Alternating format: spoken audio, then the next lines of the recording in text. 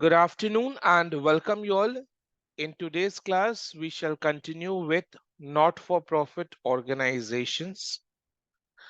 आज अपने इस चैप्टर में डिस्कस करेंगे how to prepare receipts and payments account and balance sheet when income and expenditure account with some additional information is given.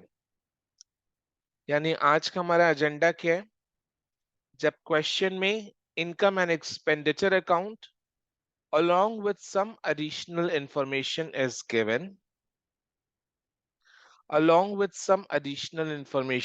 given then how to prepare receipts and payments account and balance sheet. Definitely when we talk of balance sheet, we shall prepare balance sheet for 2 dates. जब भी question हमसे balance sheet बनाने के लिए बोलेगा तब implied है कि अपने को 2 डेट्स का बैलेंस शीट बनाना है. One balance sheet is on the opening date, the other balance sheet is on the closing date. So opening date का balance sheet, closing date का balance sheet बनाना है. Opening date का balance sheet extra में क्यों बनाना है? To find out opening capital fund. To find out opening capital fund. तो opening date का balance sheet अपने को opening capital fund find out करने के लिए बनाना होगा. ठीक है, तो receipts and payments account, opening date का बैलेंस शीट, क्लोजिंग डेट का बैलेंस शीट. ठीक है, अप्रोच क्या है? वही जैसे लास्ट क्लास क्वेश्चन नंबर 9 को सॉल्व किए थे. अभी आज अपने क्वेश्चन नंबर 10 को जब सॉल्व करेंगे जिसमें अपने को receipts and payments account and balance sheet पूछा है, तो अपना अप्रोच क्या होगा? कॉपी का जो लेफ्ट हैंड साइड वाला पेज है, कॉपी के लेफ्ट हैंड साइड वाले पेज में receipts and payments account, copy के राइट हैंड साइड पेज में दोनों डेट्स का बैलेंस शीट, कॉपी के लेफ्ट हैंड साइड वाले पेज में receipts and payments account and copy के राइट हैंड साइड पेज में दोनों डेट्स का बैलेंस शीट. ऊपर में occupying 40% of the space will be opening date का बैलेंस शीट, नीचे में ऑक्यूपाइंग 60% ऑफ द स्पेस नीचे में क्लोजिंग डेट का बैलेंस शीट. ठीक है, राइट. फॉर्मेट को रेडी करो. क्वेश्चन नंबर 10 अभी अपने सॉल्व करेंगे. क्वेश्चन नंबर 10 अभी अपने सॉल्व करेंगे. ये रहा क्वेश्चन नंबर 10. क्या दिया हुआ है? Income and expenditure account for the year ended 2020. Income and expenditure account दिया हुआ है. हर एक आइटम्स को डिटेल में डिस्कस करेंगे. It goes without saying. हर एक आइटम्स को डिटेल में डिस्कस करेंगे. It goes without saying. Please do not worry. So income and expenditure account दिया हुआ है along with some additional information. तो इनकम एंड एक्सपेंडिचर अकाउंट के नीचे इतने सारे एडिशनल इंफॉर्मेशन है. इन सबको इस्तेमाल करके अपने को receipts and payments account and balance sheet as at the end of the year. End of the year के साथ साथ balance sheet as at the opening date of the year भी prepare करना होगा. ठीक है, year कौन सा है? relevant year is ending on 31st December 2020. So left hand side page में फॉर्मेट बनाना स्टार्ट करो. लेफ्ट हैंड साइड पेज में फॉर्मेट बनाना स्टार्ट करो. इन the books of youth club, receipts and payments account for the year ended 31st December 2020. In the books of youth club नीचे में receipts and payments account for the year ended 31st December 2020. Receipts and payment account है क्या? It's a cash account, cash and bank account, जिसके लिए rule of debit and credit क्या? Cash comes in debit, cash goes out credit, यानी all the receipts are to be debited. तो receipt side is on the debit side. Receipt side is on the debit side, and on the credit side we have the payments.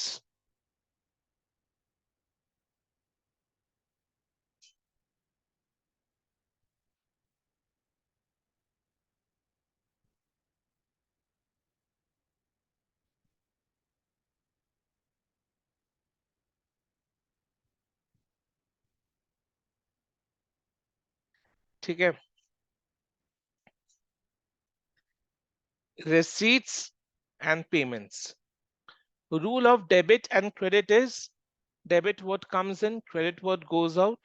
So on the debit side we have all the receipts, cash comes in, and on the credit side we have the payment side, payments, cash goes out credit.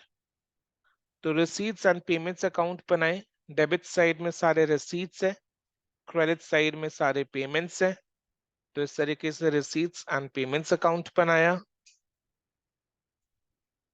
देख लो ये format है इन the books of youth club. receipts and payments account for the year ended 31st December 2020. Debit side receipts amount के लिए 2 column, credit side payments amount के लिए 2 column. And then बगल वाले page में, राइट साइड पेज में, दोनों dates के बैलेंस शीट, दोनों डेट्स के balance sheet.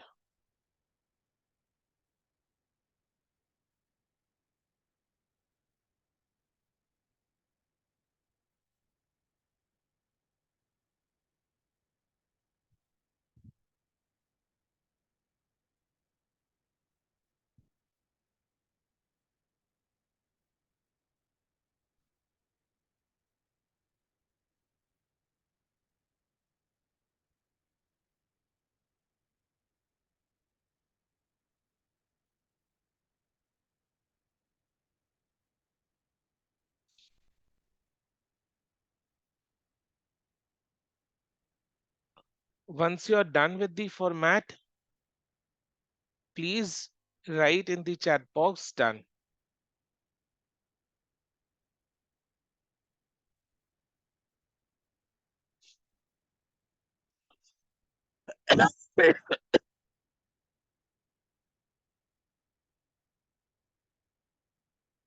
Metri says done. Shwarnovo says done. Vidipta says done. So it's all done. चलो, अभी क्वेश्चन को आगे डिस्कस करने से पहले ये समझते हैं कि रिसीट्स एंड पेमेंट्स अकाउंट बनाते वक्त हमें क्या याद रखना है. Here comes the very important discussion of today's class. Listen to me very carefully. हम लोग receipts and payments account 2020 के लिए बना रहे हैं. Receipt के साइड में सारे receipts आएंगे, payments के साइड में सारे payments आएंगे for the year 2020 only.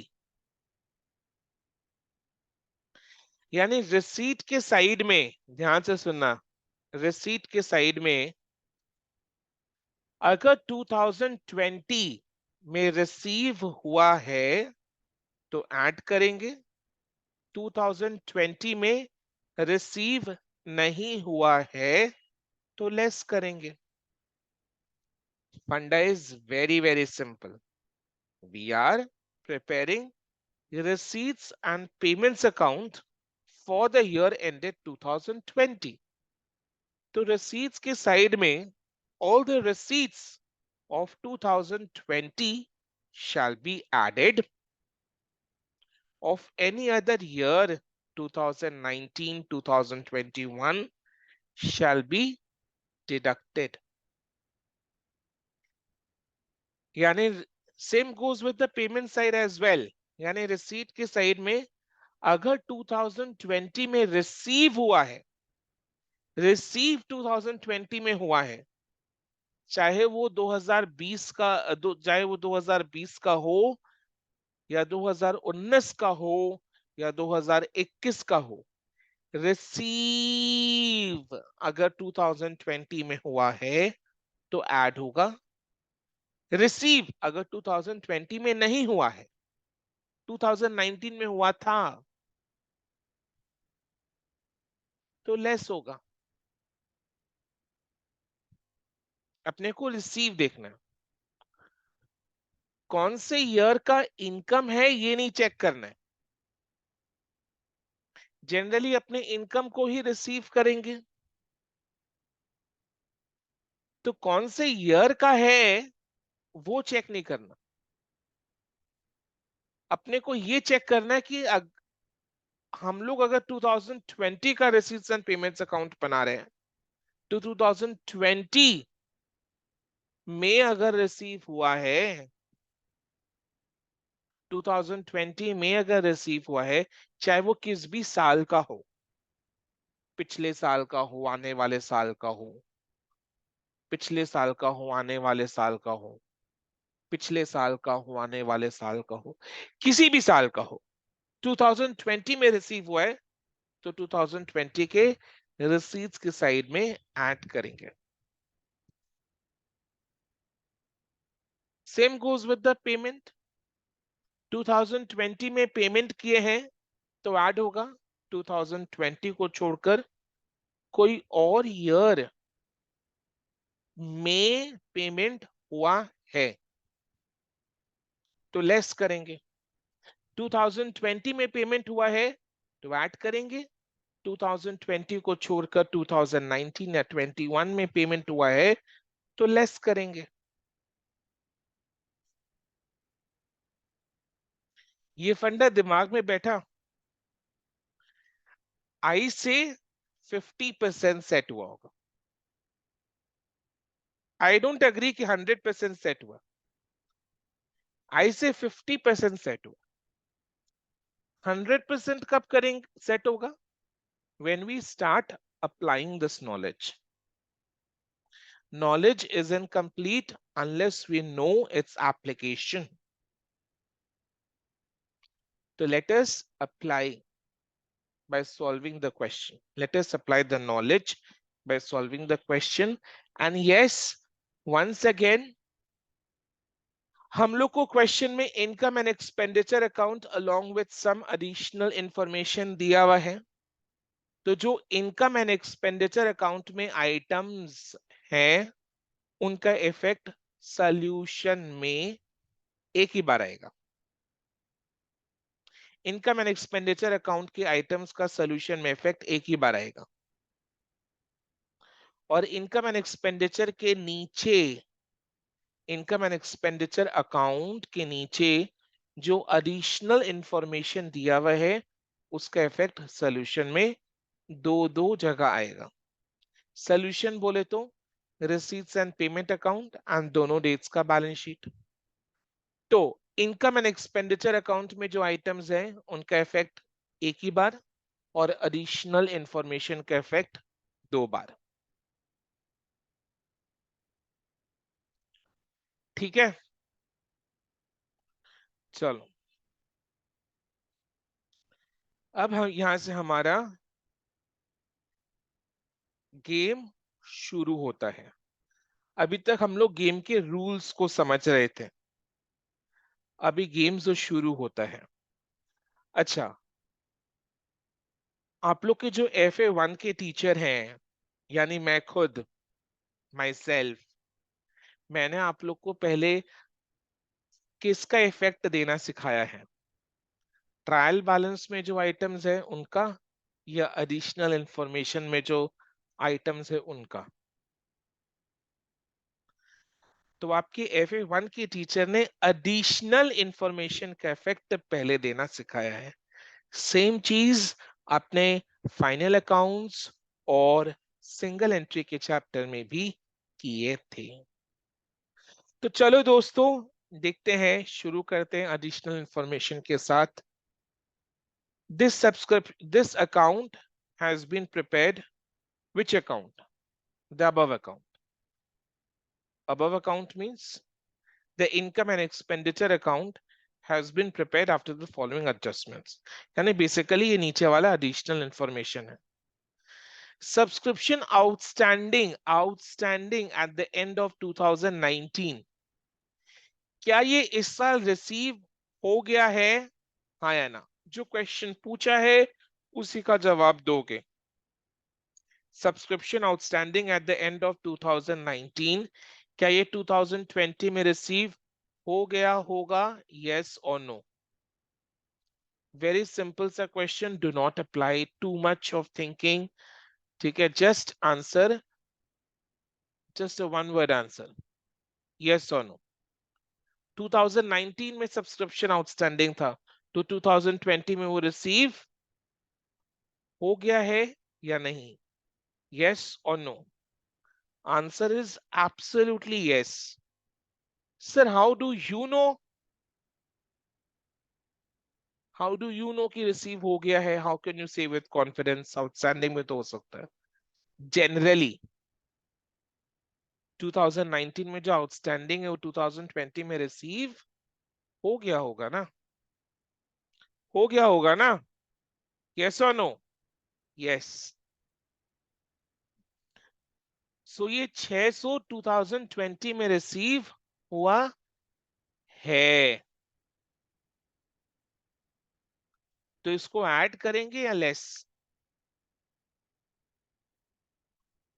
2020 का रिसीट्स एंड पेमेंट अकाउंट बना रहे, तो जो 2020 में रिसीव हुआ है उसे ऐड करेंगे, चाहे वो किसी भी साल का हो। ये 2019 का है, 600 रुपया ना 2019 का है, बट ये 2020 में रिसीव हुआ है। क्योंकि ये 2020 में रिसीव हुआ है, इसको 2020 के रिसीट्स एंड पेमेंट साइड में ऐड करेंगे, पेमेंट्स अकाउंट में ऐड करेंगे। Subscription received in advance on 31st December 2019, ये कौन से ईयर में रिसीव हुआ? Received in advance on 31st December 2019, ये कौन से ईयर में रिसीव हुआ? आंसर माय क्वेश्चन बेटा, 2019 में रिसीव हुआ, 2019 में रिसीव हुआ। तो इसको ऐड करना है या लेस करना है? नाउ यू से लेस करना है।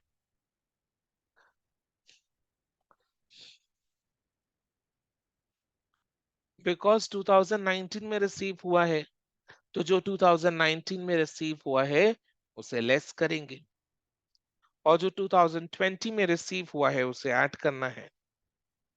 Subscription received in advance on 31st December 2020, बोलो क्या करें? कौन से ईयर में रिसीव हुआ है? कौन से ईयर में रिसीव हुआ है? वेरी गुड, करेक्टली आंसर, 2020 में रिसीव हुआ है, हेंस ऐड करेंगे। Very good, nicely answered. Okay,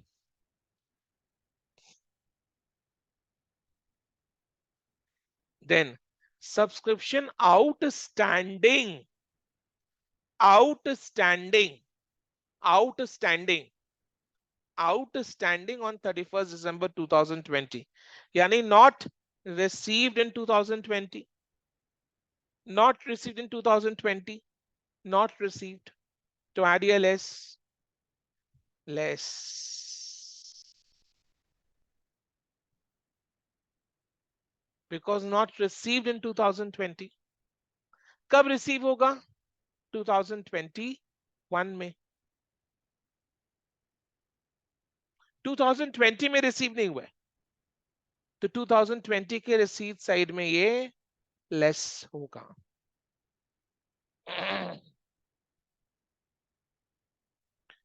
अब हम लोगों ने जो नॉलेज गेन किया था उसका एप्लीकेशन कर पा रहे हैं? Answer is yes. ठीक है सर, ये तो एडिशनल इंफॉर्मेशन में है। रिसीट्स एंड पेमेंट के रिसीट साइड में एड लेस तो समझ में आ गया, बट इसका तो दो जगह इफेक्ट आएगा। दूसरा इफेक्ट कहाँ आएगा? ओपनिंग डेट का बैलेंस शीट, क्लोजिंग डेट का बैलेंस शीट। ओपनिंग डेट का बैलेंस शीट, क्लोजिंग डेट का बैलेंस शीट। ठीक है, सबसे पहले हम लोग को क्या करना है? इनकम एंड एक्सपेंडिचर अकाउंट के इनकम की साइड से 7,500 का जो टोटल सब्सक्रिप्शन इनकम है, this is subscription income for the year, इसको लेना है। फिर इसके नीचे 7,500 के साथ नीचे में जो दिया हुआ है ये सब, इनको एड लेस करना है। 7,500 subscription income for the year, तो ये तो रिसीट्स में आएगा ही। 7,500 तो रिसीट में आएगा ही, because is income for the year.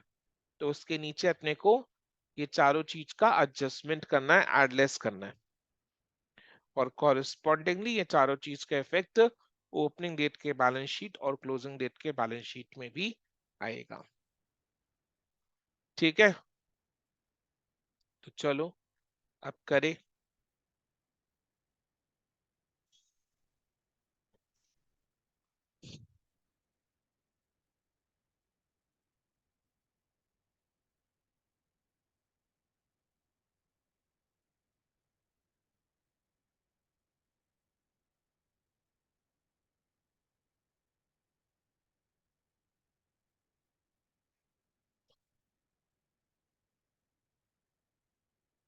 $7,500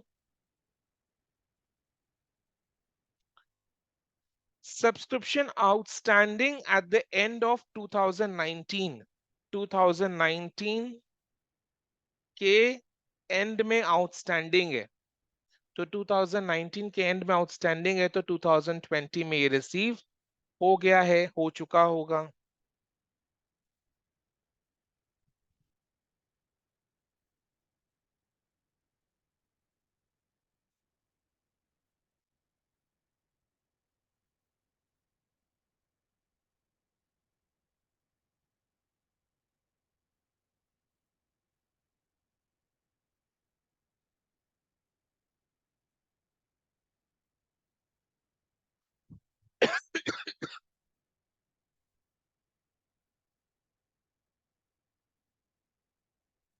six hundred.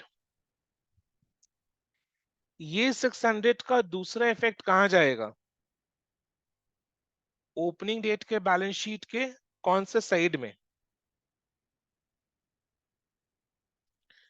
2019 का आउटस्टैंडिंग सब्सक्रिप्शन है, सो 2019 के बैलेंस शीट में आएगा, बट कौन से साइड में?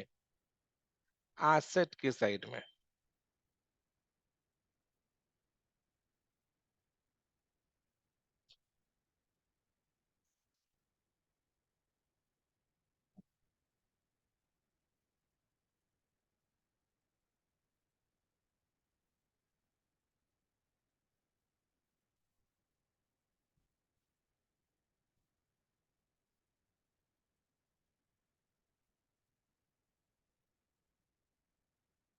तो दो जगह इफेक्ट आ गया।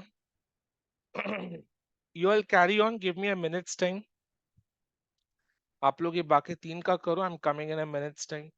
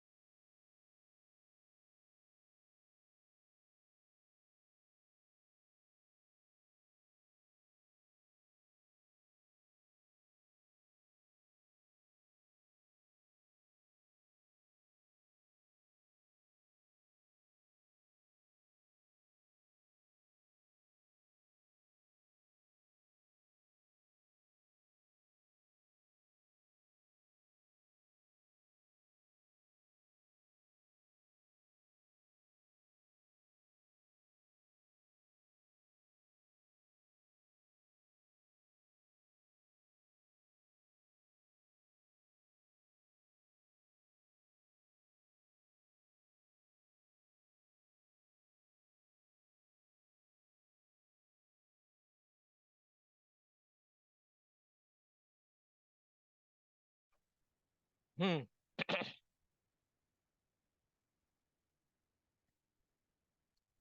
चलो।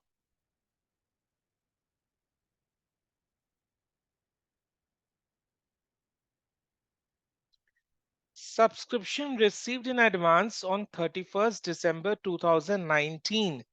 सो ये 2019 में ही रिसीव हो चुका था, रिसीव हो चुका है।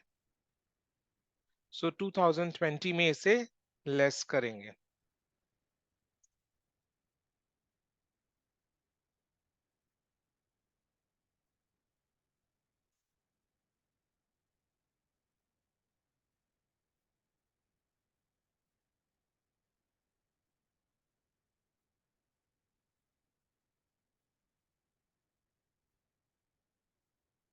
450 को लेस करेंगे।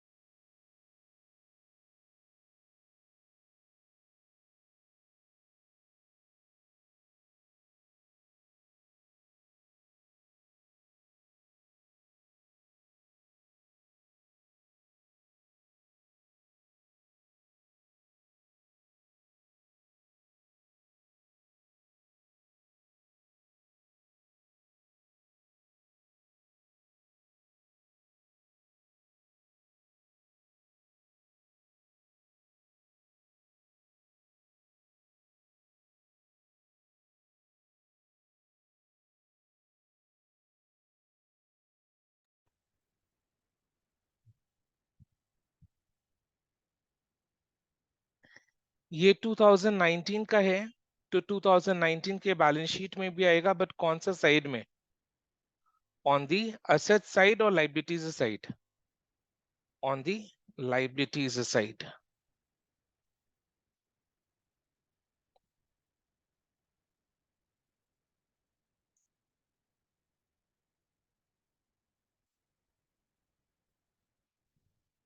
450।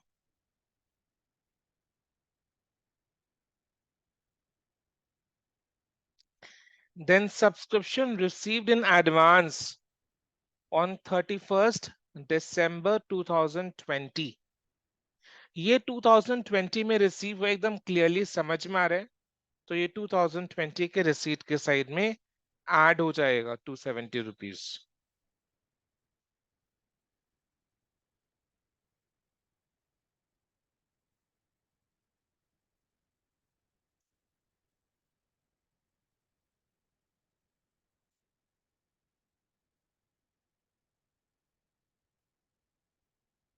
270 रुपीज ऐड हो जाएगा। देन नेक्स्ट, ये क्लोजिंग डेट के बैलेंस शीट में आएगा कौन से साइड में? एसेट के साइड में।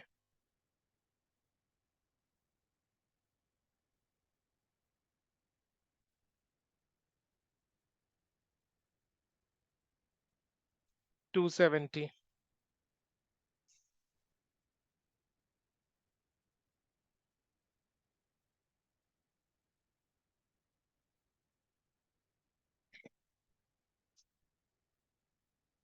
then subscription then subscription outstanding on 31st December 2020। ये 2020 में आउटस्टैंडिंग है, यानी रिसीव नहीं हुआ है। तो रिसीव अगर नहीं हुआ है तो इसे लेस करना है। 2020 में रिसीव नहीं हुआ तो क्या हुआ? कब रिसीव होगा ये? 2021 में।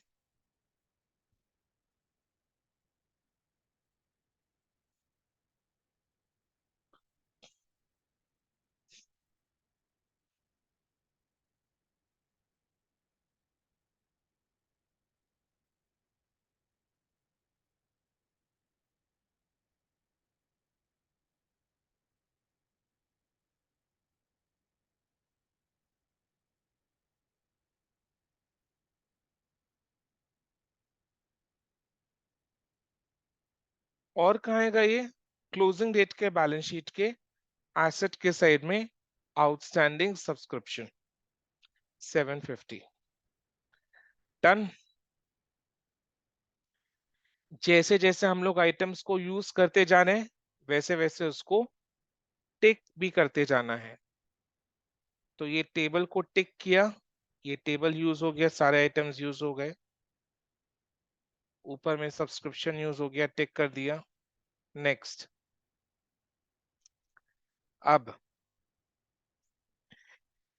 पेमेंट के साइड के लिए भी वही सेम फंडा है। अगर 2020 में पे हुआ है, चाहे वो किसी भी साल का हो, 2020 में पे हुआ है तो ऐड होगा, नहीं तो लेस होगा। अब salaries outstanding at the beginning 400 है, तो ये करंट ईयर में पे हुआ होगा या नहीं? Y for yes, and for no. Salaries outstanding at the beginning current year में पे हुआ है या नहीं? Answer is yes. salaries outstanding at the beginning of the year. So obviously it must be paid during the year 2020. So it is salary paid during the year 2020. तो add होगा, yes or no? Yes. Add होगा, yes. And salaries outstanding at the end of the year, rupees 450, 450 है ये। Rupees 450 क्या करें? ये कौन से ईयर में पे हुआ है? सॉरी, ये 2020 के एंड में आउटस्टैंडिंग है, यानी 2020 में पे नहीं हुआ। तो इसे क्या करना है? ऐड या less? Less. This is outstanding at the end of the year 2020, यानी 2020 में आउटस्टैंडिंग है, आउटस्टैंडिंग है, पे नहीं हुआ है। 2020 में पे नहीं हुआ तो पेमेंट के साइड में से लेस करना होगा।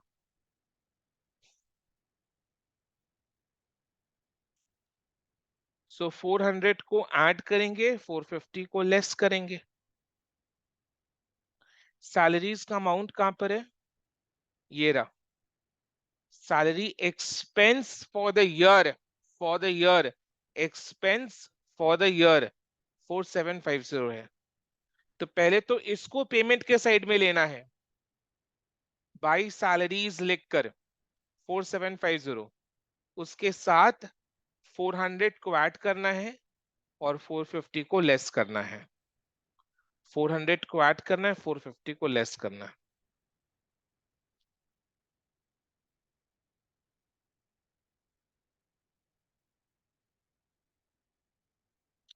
अच्छा, सब्सक्रिप्शन का टोटल तो कर दो,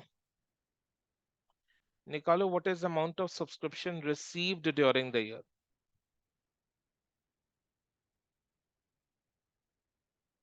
subscription received during the year, wait,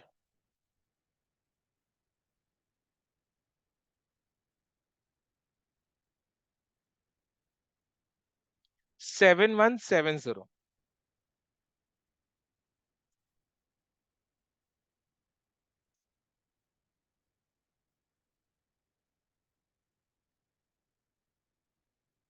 by salaries कितना लेना है? 4750।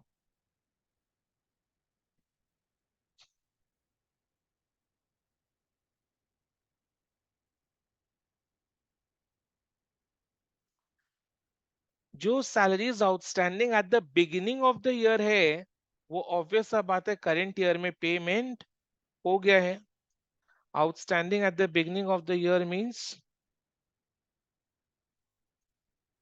outstanding as on 31st December 2019. How much is the amount? 400.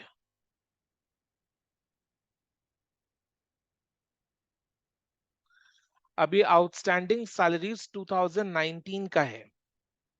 At the beginning of the current year means at the end of the previous year. So previous year 2019 के end में ये इतना outstanding है। तो 2019 के बैलेंस शीट में liabilities के side में आउटस्टैंडिंग सैलरीज बोलकर आएगा। How much is the amount? 400। फिर करंट ईयर के एंड में जो आउटस्टैंडिंग है वो करंट ईयर में पे नहीं हुआ, करंट ईयर में पे नहीं हुआ तो उसको लेस करेंगे, बिकॉज नॉट पेड इन 2020, तो लेस करना है।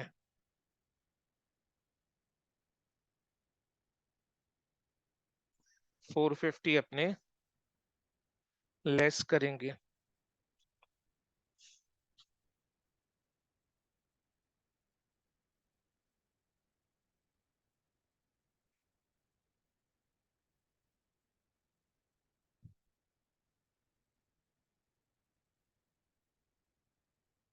$4,700 का salaries paid during the year आ रहा है। अब आउटस्टैंडिंग सैलरीज जो 2020 के एंड में आउटस्टैंडिंग है वो 2020 के बैलेंस शीट में भी आएगा ऑन दी लाइबिलिटीज साइड 450।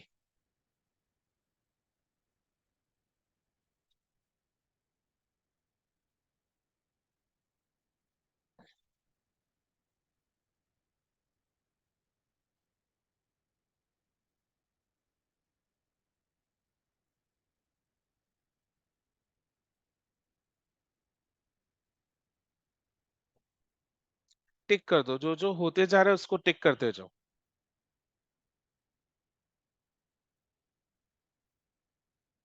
ठीक है, next. General expenses include insurance prepaid, prepaid, prepaid to the extent of rupees 60, to the extent of rupees 60। prepaid यानी paid in advance, तो paid in current year, yes or no? Insurance prepaid यानी current year में ही next year के लिए insurance का payment हो चुका है, करंट ईयर में ही नेक्स्ट ईयर के लिए इंश्योरेंस प्रीमियम का पेमेंट हो चुका है। तो करंट ईयर में पे हुआ है ना, करंट ईयर में पे हुआ है, paid in the current year, yes और नो? नो और yes? Think. Insurance prepaid, sir इसमें तो 2019 2020 मेंशन नहीं किया हुआ है, then how do we? Obviously 2019 2020 mention नहीं किया हुआ है, you have to take it as 2020 because the whole data relates to the year 2020, so 2020 का डेटा मानना है इसको, so 2020 में इंश्योरेंस प्रीपेड है, so 2020 में इंश्योरेंस प्रीपेड है, 2020 का डेटा मानना है, 2020 में इंश्योरेंस प्रीपेड है, so 2020 में इसका पेमेंट हुआ है, तो 2020 में ये ऐड होगा। जनरल एक्सपेंसेस कहां पर है? ये रहा जनरल एक्सपेंसेस, जनरल एक्सपेंसेस में 60 रुपीज ऐड करना है। सो पेमेंट के साइड में आ जाओ, पेमेंट के साइड में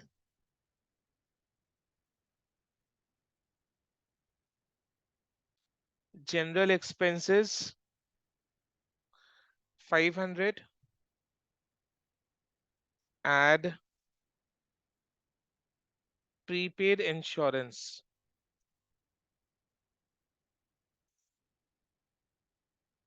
60।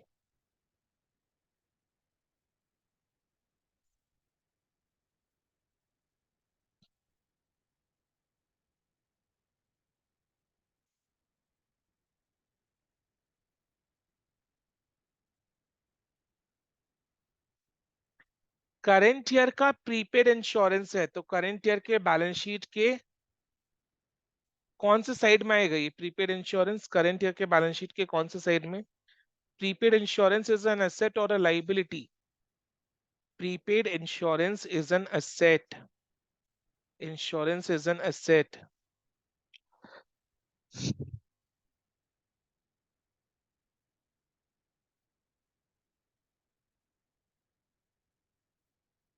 How much is the amount? 60.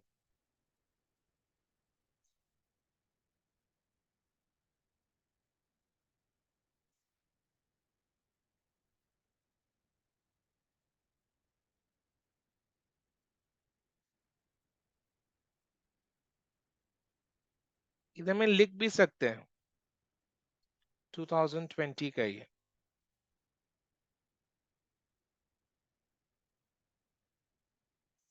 ठीक है,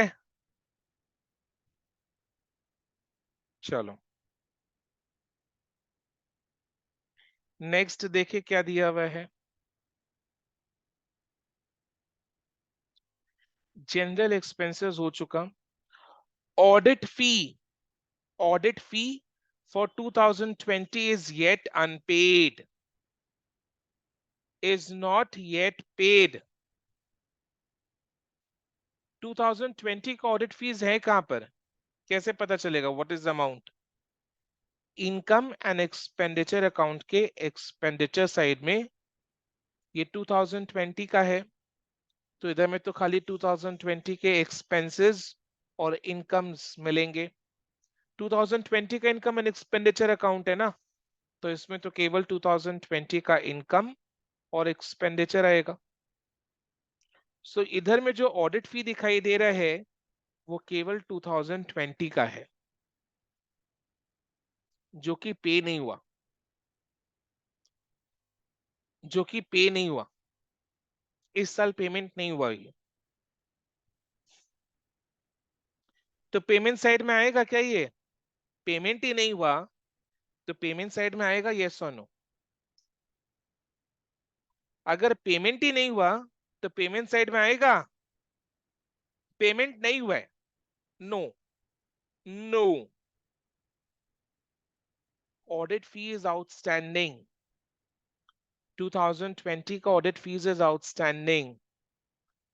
balance sheet closing date, current year का बैलेंस शीट, क्लोजिंग डेट का बैलेंस शीट में लाइबिलिटीज के साइड में आउटस्टैंडिंग ऑडिट फीस।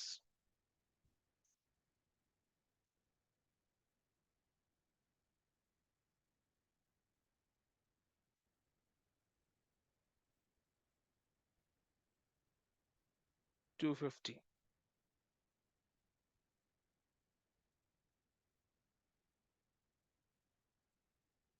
पेमेंट नहीं हुआ है 2020 का जो ऑडिट फी है ना, ये अपने को कहां से मिला?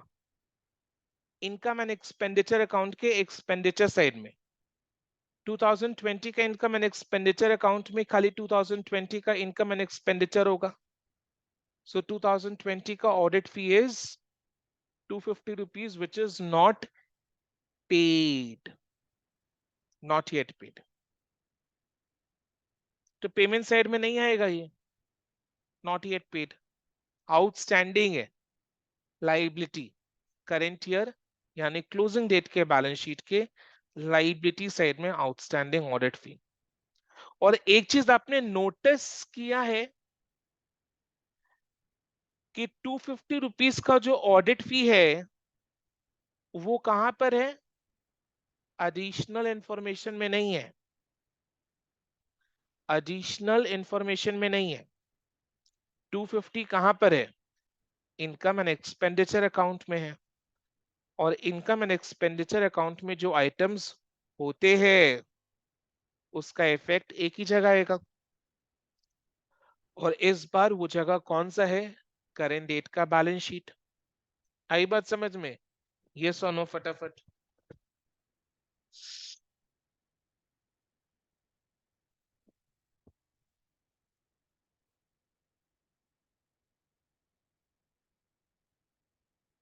ओके,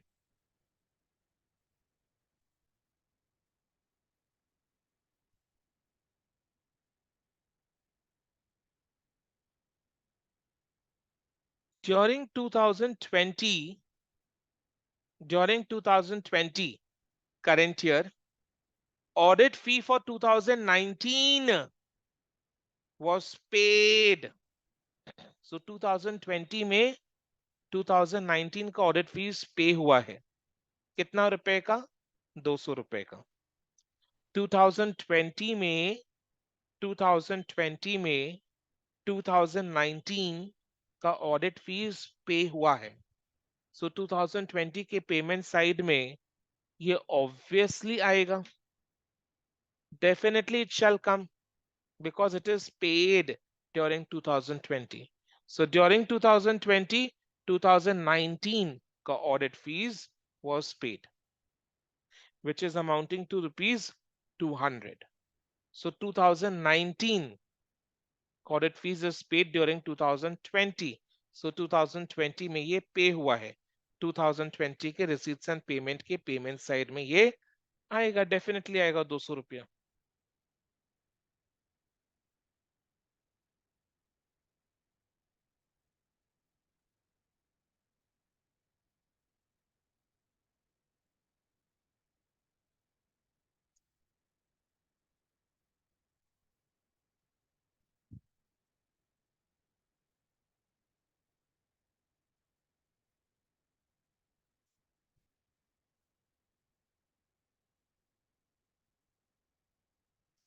अब खुद ही सोचो, 2019 का ऑडिट फीस 2020 में पे हो रहा है, यानी 2019 में ये वाला ऑडिट फी आउटस्टैंडिंग था।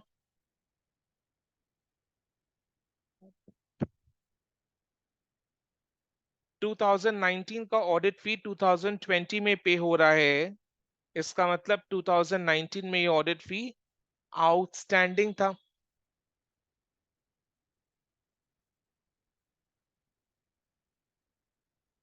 यस और नो?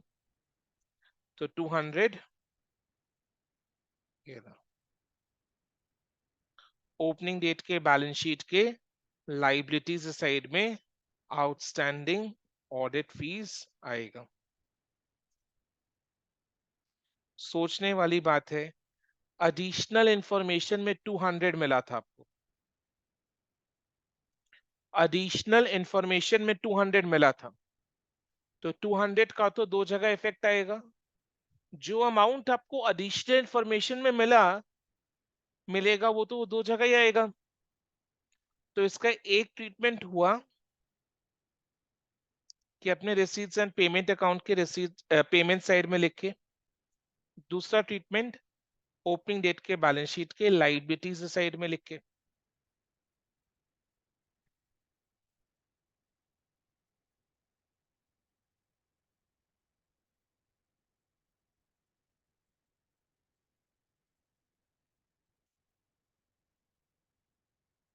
ऑडिट फी भी डन। ओके,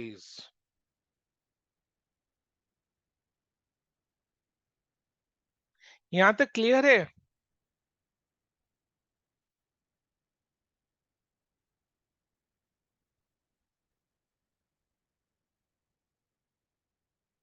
यहां तक क्लियर है? फटाफट बताओ। ओके, चलो नेक्स्ट।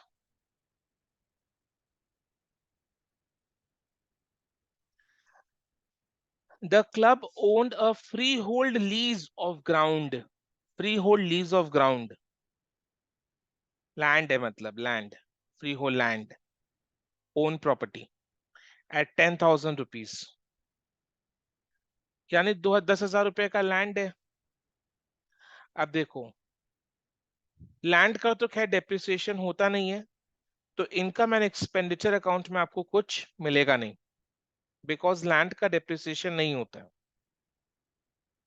ये जो डेप्रिसिएशन है ना इनकम एंड एक्सपेंडिचर अकाउंट में, ये कोई और असेट का होगा, लैंड का डेप्रिसिएशन नहीं होता। तो बस अपने को केवल एक ही इंफॉर्मेशन है कि क्लब के पास एक फ्री हो लीज ऑफ ग्राउंड है 10,000 रुपीज। अब ये 10,000 रुपीज का अमाउंट आपको कहाँ देखने को मिला? एडिशनल इंफॉर्मेशन में। यानी इसका सोल्यूशन में कितने जगह इफेक्ट आएगा? एक या दो? दो जगह इफेक्ट आएगा। वो दो जगह कौन से हुए? ओपनिंग डेट का बैलेंस शीट का असेट के साइड में freehold land, closing date के बैलेंस शीट के एसेट के साइड में फ्री होल्ड लैंड। 10,000 करके लिखेंगे। लैंड परचेज तो नहीं किया है ना? मतलब इस करेंट ईयर में परचेज तो नहीं किया है ना? लिखा हुआ है क्या? Purchased during the year 2020। Current year में परचेज किया लैंड को? क्या लैंड को करेंट ईयर में परचेज किया है? आंसर इज यस और नो। करेंट ईयर में परचेज करता तो लिखा हुआ होता क्वेश्चन में, the club purchased a free hold lease of ground valued at rupees 10,000। But purchased ये वर्ड यूज नहीं किया हुआ है। कौन सा वर्ड है? ओन्ड। ओन्ड मींस क्लब के पास पहले से लैंड था। पहले से यानी 2019 के बैलेंस शीट में भी आएगा और 2020 के बैलेंस शीट में भी आएगा। क्लब के पास पहले से लैंड था। Owned a free hold lease of ground means club के पास पहले से लैंड था। पहले से यानी 2019 के बैलेंस शीट में भी आएगा, 2020 के बैलेंस शीट में भी आएगा ये।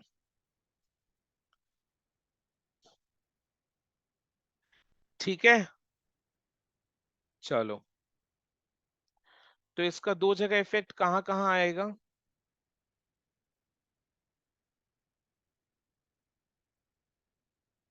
ओपनिंग डेट के बैलेंस शीट में, क्लोजिंग डेट के बैलेंस शीट में। Free hold lease of ground.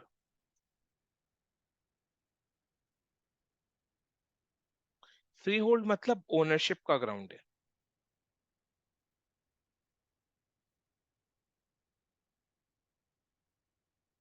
सो दोनों डेट्स के बैलेंस शीट में आ गया। सोल्यूशन में दो जगह इफेक्ट आ ही गया।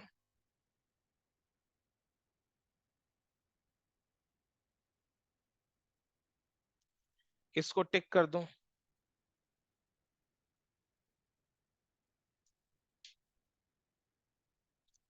फिर क्या लिखा हुआ है? The club had sports equipment on 1st January 2020. 1st January 2020 means opening date. Now, what is the sports equipment? It is an asset. Sports equipment is an asset which can be used year after year. तो sports equipment is an asset.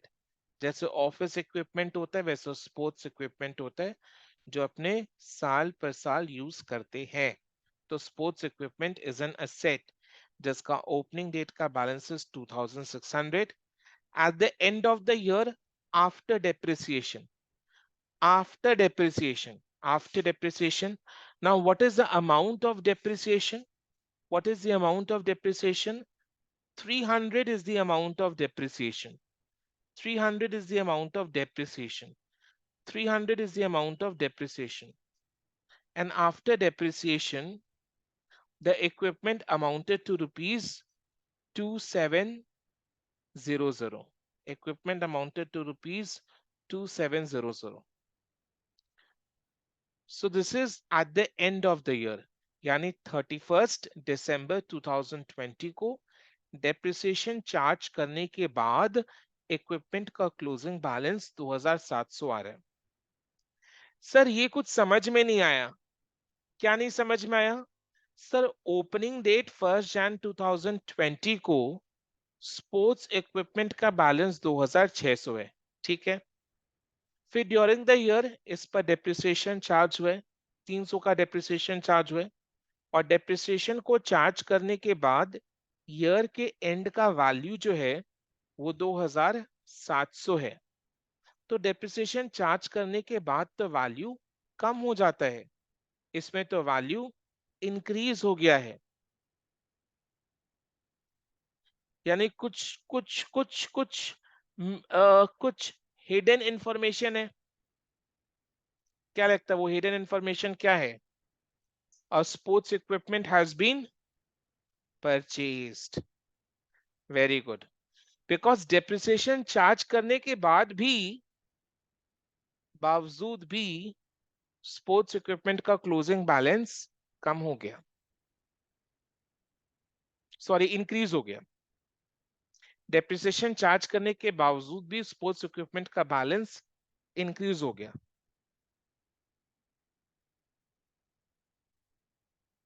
2700 हो गया depreciation charge करने के बाद, increase हो गया। तो जरूर कोई नया स्पोर्ट्स इक्विपमेंट परचेज हुआ होगा। करेंट ईयर में परचेज किया है, तो कितना का परचेज किया है, what is amount of sports equipment purchased, ये फाइंड आउट करने के लिए अपने को छोटा सा स्पोर्ट्स इक्विपमेंट अकाउंट बनाना होगा। What is the amount of purchase, ये फाइंड आउट करने के लिए अपने को एक छोटा सा स्पोर्ट्स इक्विपमेंट अकाउंट बनाना होगा। तो चलो आओ स्पोर्ट्स इक्विपमेंट अकाउंट बनाते हैं, छोटा सा टी शेप में।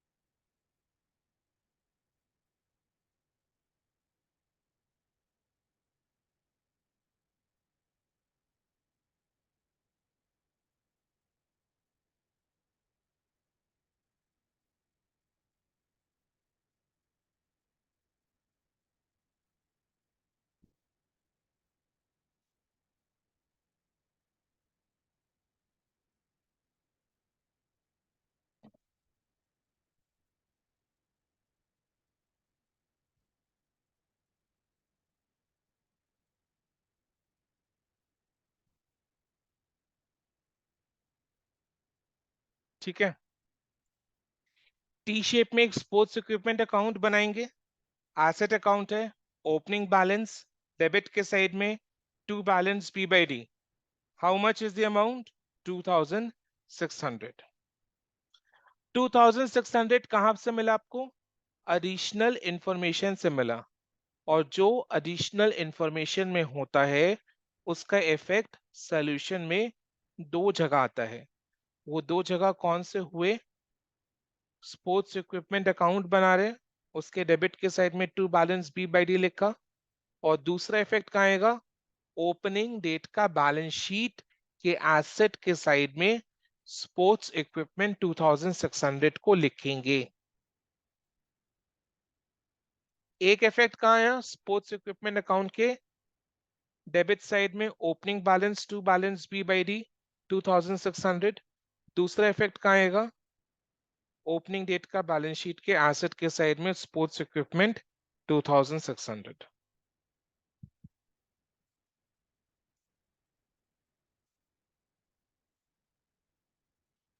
अब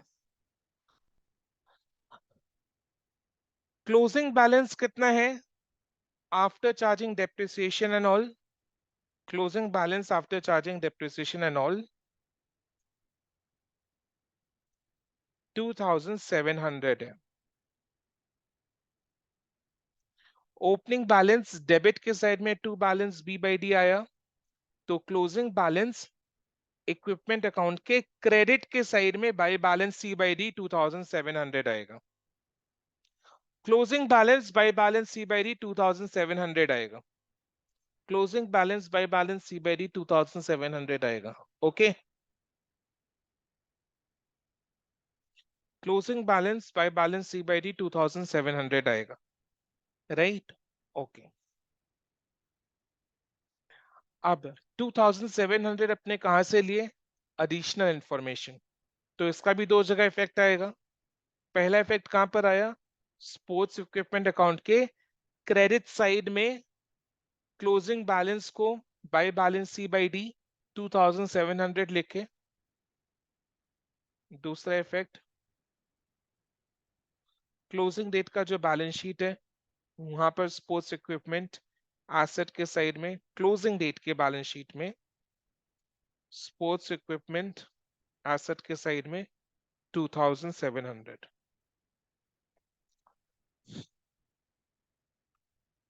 तो 2600 2700 ये दोनों फिगर्स एडिशनल इंफॉर्मेशन में है, तो इसका दो जगह इफेक्ट आ गया, एक स्पोर्ट्स इक्विपमेंट अकाउंट में, दूसरा बैलेंस शीट्स में। अब डेप्रिसिएशन, डेप्रिसिएशन 300 है। डेप्रिसिएशन अपने कहां पर लिखते हैं? एसेट अकाउंट के क्रेडिट साइड में, बिकॉज डेप्रिसिएशन की वजह से एसेट का वैल्यू डिक्रीज होता है, डिक्रीज यानी एसेट अकाउंट को क्रेडिट करेंगे bye depreciation account. How much? 300। अब डेप्रिसिएशन कहां से लिए? इनकम एंड एक्सपेंडिचर के एक्सपेंस से, तो उसका इफेक्ट एक ही जगह आएगा। इनकम एंड एक्सपेंडिचर अकाउंट का आइटम का इफेक्ट एक ही जगह आएगा, डेप्रिसिएशन का इफेक्ट एक ही जगह आएगा, वो आ गया ना स्पोर्ट्स इक्विपमेंट में। अब अकाउंट को बैलेंस करो और देखो बैलेंसिंग फिगर कौन से साइड में आ रहा है। अकाउंट को बैलेंस करो, बैलेंसिंग फिगर देखो कौन से साइड में आ रहा है। बैलेंसिंग फिगर डेबिट साइड में आ रहा है, बैलेंसिंग फिगर डेबिट साइड में आ रहा है, यानी स्पोर्ट्स इक्विपमेंट अकाउंट डेबिट हुआ है।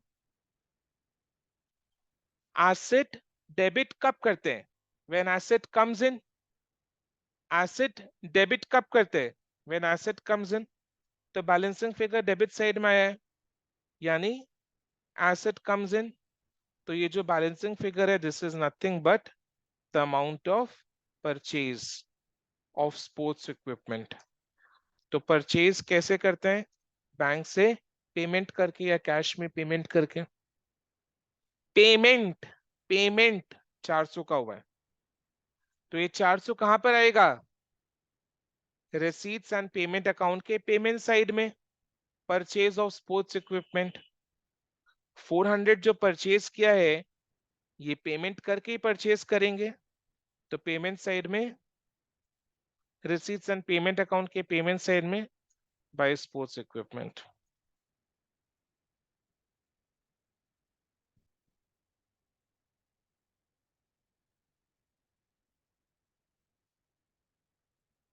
How much is the amount? 400।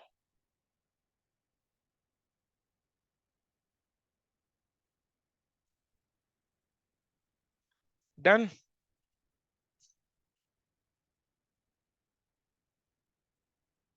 तो स्पोर्ट्स इक्विपमेंट का डेप्रिसिएशन पर टिक करो, एडिशनल इंफॉर्मेशन में टिक करो।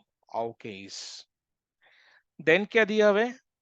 इन 2019 the club raised a bank loan in 2019, not in 2020।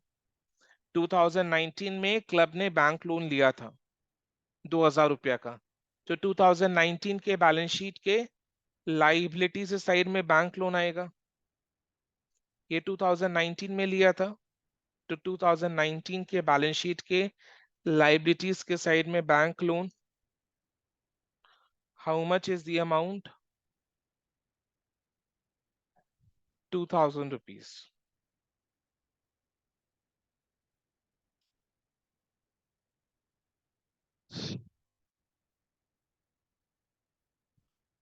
ठीक है, 2000 rupees. This was outstanding throughout 2020, यानी 2020 में इसका रीपेमेंट नहीं हुआ, ये आउटस्टैंडिंग है। 2020 में भी आउटस्टैंडिंग है, तो 2020 के बैलेंस शीट के लायबिलिटी साइड में भी आएगा।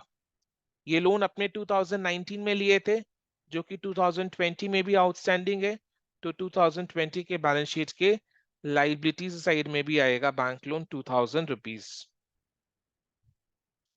2000 रुपीज का जो फिगर है ये एडिशनल इंफॉर्मेशन में है, तो 2000 रुपीज का दो जगह इफेक्ट आएगा। दो जगह इफेक्ट कहां पर आया? एक ओपनिंग डेट का बैलेंस शीट में, दूसरा क्लोजिंग डेट का बैलेंस शीट में, एक ओपनिंग डेट का बैलेंस शीट में, दूसरा क्लोजिंग डेट का बैलेंस शीट में। लोन भी हो गया।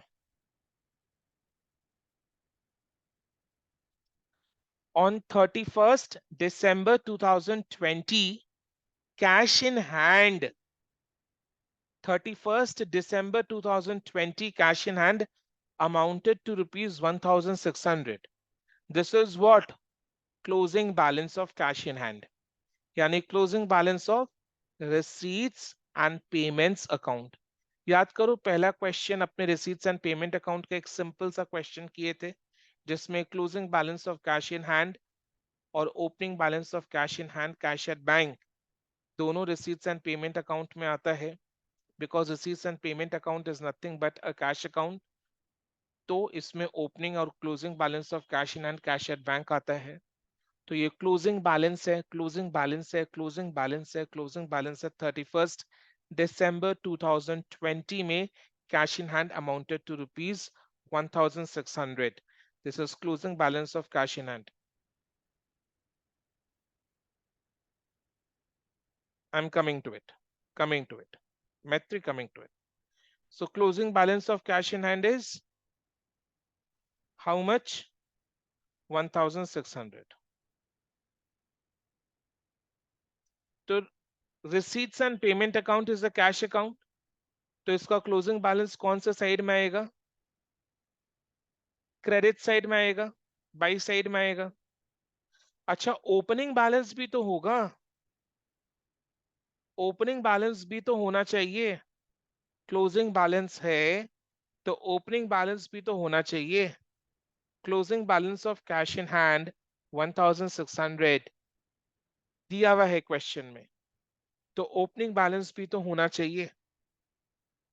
तो जरूर ओपनिंग बैलेंस होगा। अपने को ओपनिंग बैलेंस के लिए एक जगह बना लेना चाहिए, ओपनिंग बैलेंस के लिए एक लाइन का जगह बना लेना चाहिए। Opening balance of cash in hand, cash at bank कौन से साइड में आता है? Opening balance of cash in hand, cash at bank debit side में आता है। तो डेबिट साइड में to balance P by D. ये अमाउंट अभी पता नहीं है, बट पता चल जाएगा पूरा क्वेश्चन जब करेंगे, तो अपने आप समझ में आ जाएगा ये अमाउंट कैसे निकलेगा। Opening balance of cash in hand, cash at bank कैसे निकलेगा, ये जब पूरा सम कंप्लीट हो जाएगा तब पता ऑटोमेटिकली चल जाएगा, ऑटोमेटिकली चलेगा। तो ओपनिंग बैलेंस डेबिट साइड में to balance B by D, closing balance by balance C by D, credit side में by balance C by D, closing balance, closing balance. अब ये 1,600 रुपए का जो क्लोजिंग बैलेंस है, ये कहां से लिया था आपने? एडिशनल इंफॉर्मेशन से। तो इसका इफेक्ट दो जगह आएगा, एक receipts and payment account which is cash account के क्रेडिट साइड में by balance C by D, क्योंकि क्लोजिंग बैलेंस है तो क्रेडिट साइड में by balance C by D. दूसरा कहां पर आएगा? इट्स एन असेट ना, cash in hand, cash at bank का closing balance is an asset. तो क्लोजिंग बैलेंस शीट में एसेट के साइड में कैश इन हैंड 1,600 रुपया। तो 1,600 रुपया आ गया।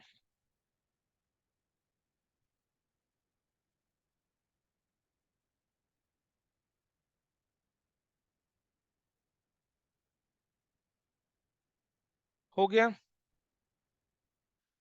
तो सारे एडिशनल इंफॉर्मेशन का इफेक्ट देना हो गया।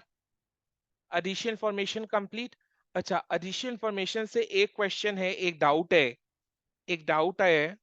डाउट ये है कि अगर क्वेश्चन में ये वाला लाइन नहीं दिया हुआ रहता कि this was outstanding throughout 2020, तब अपने क्या लेते?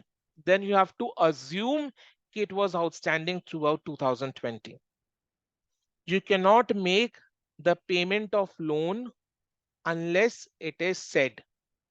देखो, क्वेश्चन को सॉल्व करते time there are two types of assumptions we can make. One is general assumption, जो commonly assume करते हैं, other is specific assumption. तो अपने क्वेश्चन को सॉल्व करते टाइम स्पेसिफिक assumption नहीं लेते, because specific assumption needs to be specified in the question. तो क्वेश्चन को सॉल्व करते time we do not take specific assumption because specific assumption means it has to be very very specific. Specific in the sense it has to be specified in the question. So it has to be specified in the question. If it is not specified in the question, you cannot assume by yourself. ठीक है. और general assumption means assumption which is in common sense. तो अगर bank loan 2000 rupees का 2019 में लिए, 2019 में 2000 rupees का बैंक लोन लिए, the question does not specify it is paid or it is outstanding. Question does not specify it is paid or outstanding. Now you say according to your according to you, general assumption क्या होगा? What shall you assume? Loan is still outstanding or it is paid? General assumption क्या होगा? Still outstanding or it is paid? Still outstanding. Still outstanding. Then, have I answered your question? Okay. So after we have done with all the additional information, we shall move ahead to give effect of the remaining items of income and expenditure account. Income and expenditure account में बाकी सारे items का effect एक ही जगह आएगा. ठीक है. Secretaries expenditure side में देखो. Secretaries honorarium expense है paid during the year. Stationery and printing expense है paid during the year. Payment side में आएगा. Annual dinner expenses expense है paid during the year. Payment side में आएगा. Interest and bank charges expense है paid during the year. Payment side में आएगा. समझ में आ रहा है? तो ये सारे expenses, अब इसमें भी हम लोग जनरल assumption ही लिए ना, इसमें भी हम लोग जनरल assumption ही लिए कि it has been paid during the year. Outstanding तो स्पेसिफिक assumption हो जाता कि इतने सारे एक्सपेंसेस आउटस्टैंडिंग है, बिकॉज एक्सपेंसेस चाहे आउटस्टैंडिंग हो या पेड हो, वो एक्सपेंस के साइड में आता है, because income and expenditure account अपने अक्रूवल बेसिस में बनाते हैं. तो चाहे एक्सपेंस पेड हो या आउटस्टैंडिंग हो, वो एक्सपेंस साइड में आएगा, बिकॉज अक्रूवल बेसिस फॉलो कर रहे हैं. बट अभी just receipt and payment account बनाने के लिए हम लोग क्या अज्यूम कर रहे हैं? एक्सपेंसेस आउटस्टैंडिंग है या पेड है? जनरल अजम्पशन इज पेड, तो पेड अज्यूम कर रहे हैं, तो पेमेंट साइड में ये सारे एक्सपेंसेस आएंगे. Make sense? यस और no? Okay,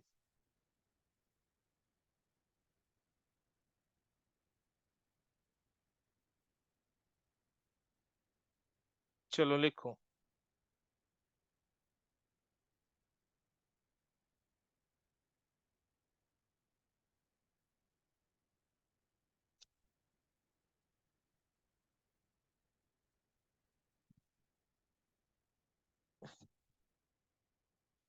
by secretaries honorarium.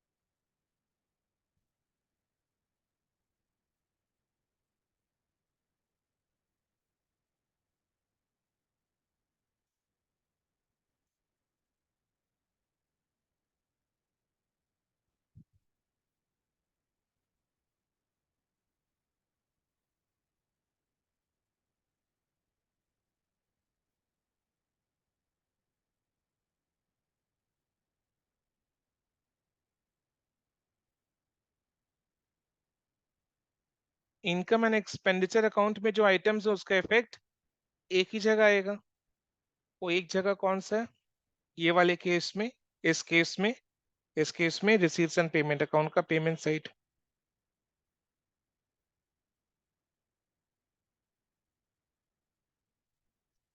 चलो नेक्स्ट, सरप्लस। सरप्लस को अपने क्या करते हैं? कैपिटल फंड में ऐड करते हैं। तो कैपिटल फंड में ऐड करो।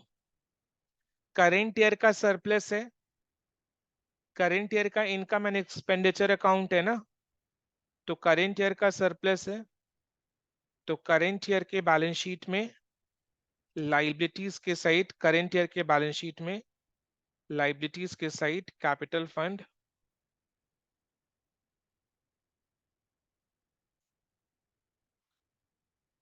ओपनिंग बैलेंस के लिए जगह बना दिया। ओपनिंग बैलेंस अपने को ओपनिंग बैलेंस शीट से मिलेगा, उसमें add surplus.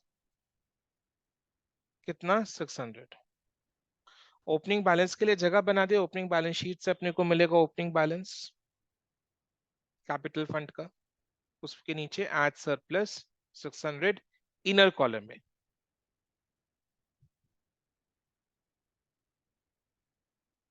Next, expenditure side हो गया। अब इनकम साइड। इनकम में एंट्रेंस फीस। एंट्रेंस फीस को जनरली क्या करते हैं? कैपिटल फंड में ऐड करते हैं। एंट्रेंस फीस को जनरली क्या करते हैं? कैपिटल फंड में ऐड करते हैं। बट ये वाले क्वेश्चन में एंट्रेंस फीस को इनकम मान लिया है, तो ये क्वेश्चन का अपना लुकआउट है। एंट्रेंस फीस का दो ट्रीटमेंट है। जनरली क्या करते हैं? एंट्रेंस फीस को कैपिटल फंड में ऐड करते हैं, अदरवाइज इनकम में ऐड करते हैं। तो दोनों में से कोई भी एक ट्रीटमेंट होगा। तो ये वाले केस में दूसरा ट्रीटमेंट हुआ है। एंट्रेंस फीस को इनकम एंड एक्सपेंडिचर के इनकम के साइड में लिखा है। ठीक है, समझ में आया ना? तो अब ये कैपिटल फंड में कैसे ऐड होगा? इसको तो इनकम मान लिया है ना, या तो इनकम मानो या कैपिटल फंड में ऐड करो। इनकम मान लिया है तो कैपिटल फंड में ऐड नहीं करना है। क्या करें इस एंट्रेंस फीस का? This is entrance fees received during the year, तो इसका कहां पर ट्रीटमेंट आएगा? रिसीट एंड पेमेंट अकाउंट के रिसीट के साइड में। To entrance fees.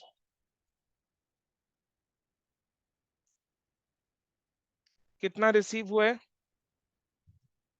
250।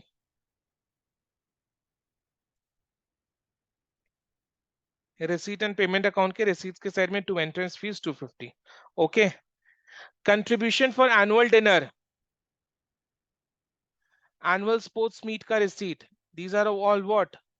Receipts during the year.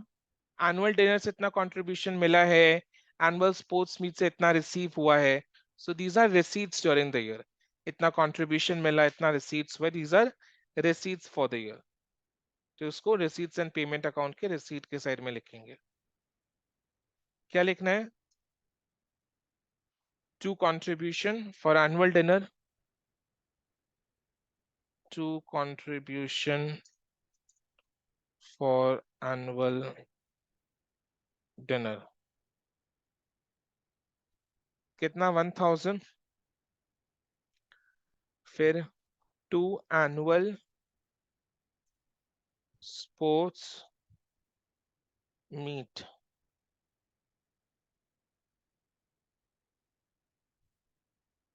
750। To annual sports meet receipts, 750।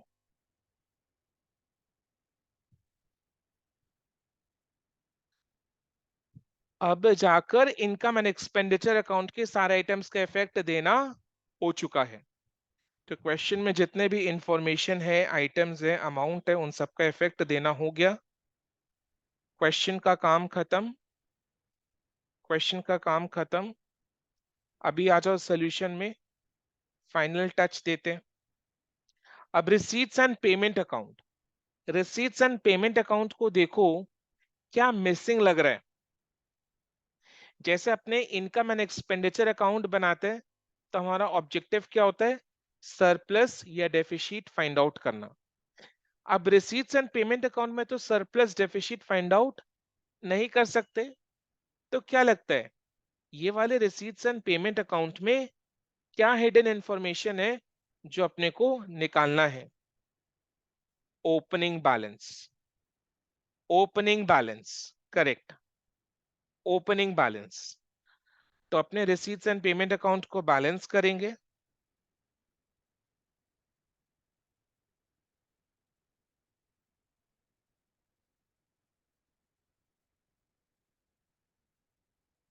Debit के साइड में बैलेंसिंग फिगर आएगा which is nothing but opening balance।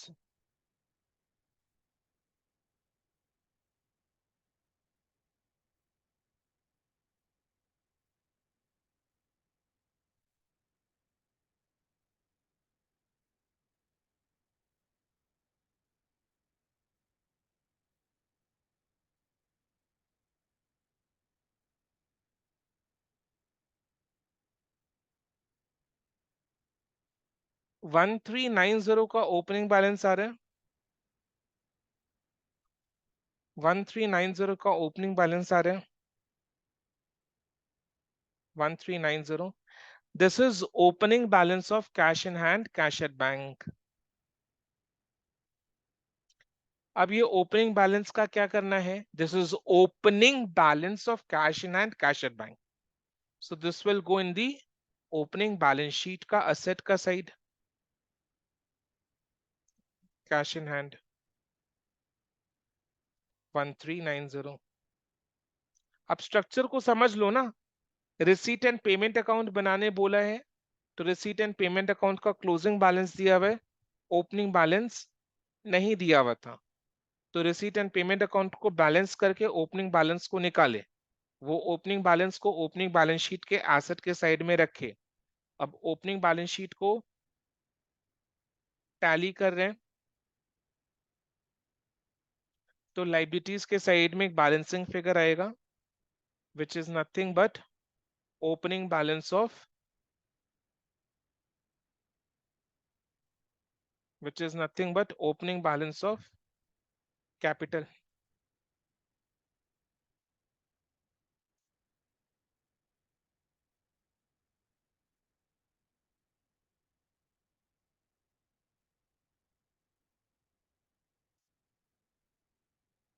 जहां जहां हम लोगों ने बैलेंसिंग फिगर निकाला वहां पे हमेशा मैंने ब्रैकेट में बैलेंसिंग फिगर को लिखा है। अब ये opening balance of capital fund कहां पर आएगा, करेंट ईयर के बैलेंस शीट में 11540। करेंट ईयर के बैलेंस शीट में कैपिटल फंड में ओपनिंग बैलेंस 11550, 11540 लिखेंगे, 11540, 11540। अब इसके साथ सरप्लस को ऐड करूं,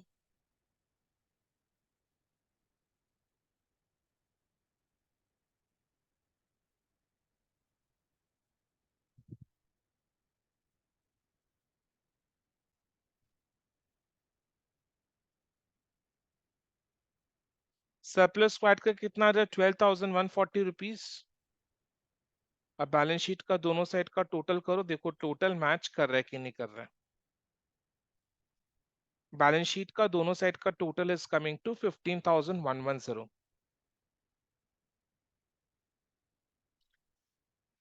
I think these master questions which we are solving in the class is going to be really very helpful in the exam because इससे NPO तो सॉल्व हो ही रहा है, एनपीओ के साथ साथ lot many other things, basics अपना clear हो रहा है, कॉन्सेप्ट्स क्लियर हो रहे हैं which will be quite useful for other chapters as well।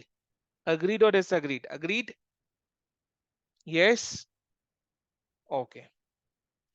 Anything to ask? Anything to ask? Anything to ask? Okay. चलो, तो आज के लिए इतना ही, आज के लिए इतने, कोशिश करेंगे, कल मेरा एग्जाम ड्यूटी है, can't help with CU का exam schedule, my goodness. Sometimes they take out the schedule early, sometimes they take out the schedule late. आप लोग का exam कब होगा? I really don't know when will be your exam, because CBCS old syllabus का exam का dates तो आ गया SM1 का, new syllabus का dates अभी तक नहीं आया है। पता नहीं कब होगा, I really don't know when will it happen. ठीक है, तो ठीक है, चलो, it's good we have time, it's good we have time. So tomorrow again I have exam duty, so tomorrow I won't be able to take a class. कोशिश करेंगे Sunday एक class लें, Sunday I will take a class, ठीक है। Sunday will be the last class for NPO, we shall complete NPO on Sunday, ठीक है। तो कल का क्लास अपने संडे करेंगे। थोड़ा सा शेड्यूल इधर उधर हो गया है बिकॉज ऑफ द CU का examination. I need to give invigilation duty and for that I need to stay whole day in the college, तो वैसा कुछ होता है, एग्जाम का काफी काम होता है, ठीक है। एग्जाम ड्यूटी के मतलब इन्विजिलेशन तो रहते हैं, उसके आगे पीछे भी बहुत काम होता है, उसके वजह से घर आने में लेट हो जाता है, it's not possible to take a class. So कल का क्लास अपने संडे करेंगे, ठीक है। चलो देन, आज के लिए इतना ही। Thank you so much and bye, take care, bye.